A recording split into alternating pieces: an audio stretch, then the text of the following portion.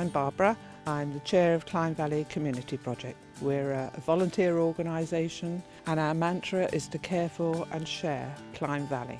Clyne Valley Country Park's the only country park in Swansea.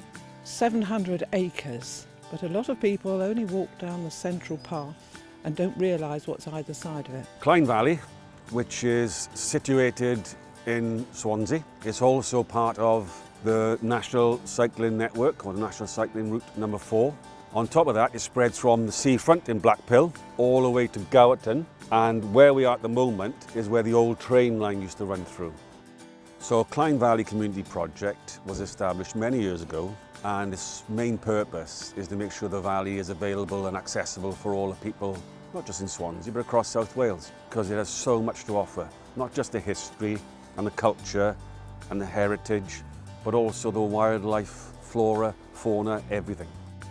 There's different groups within CVCP, so it's not just access and clearing, which is quite destructive, I suppose. It's also constructive and growing things as well.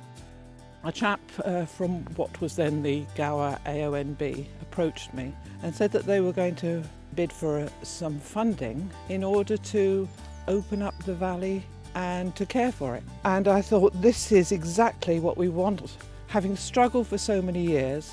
So we got together and the Sustainable Landscapes, Sustainable Places grant was awarded. We gave our National Landscape team a wish list of what we would hope could be done in the valley. And they progressed through the list and added to it. And it has just been wonderful. Their professionalism and their enthusiasm and our similar enthusiasm and graft, together we've formed an amazing team and been able to achieve so much. My role within that is to make sure the paths, particularly off the main spine, are cleared for walkers, dog walkers, cyclists, you name it, we try and clear them for all. And I think that's important, so people can access nature, they can access what goes on the valley, and it is 700 acres. Finger posts, steps where there were muddy, slidey parts. And also, I must add, we were able to have an HQ. Instead of having to keep the tools in our garage or in the shed, we were able to have an HQ, which is a converted container to look like a railway wagon.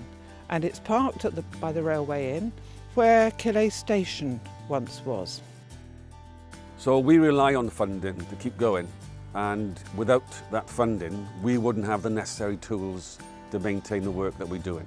And in the future we aim to not just shrink, but we aim to expand and grow. And with that funding we'll be able to develop different people for different skills. For example, more people, more brush cutters, means we'll be able to open up more paths. Likewise, we'll be able to spend more time maintaining to a better standard the paths we've got.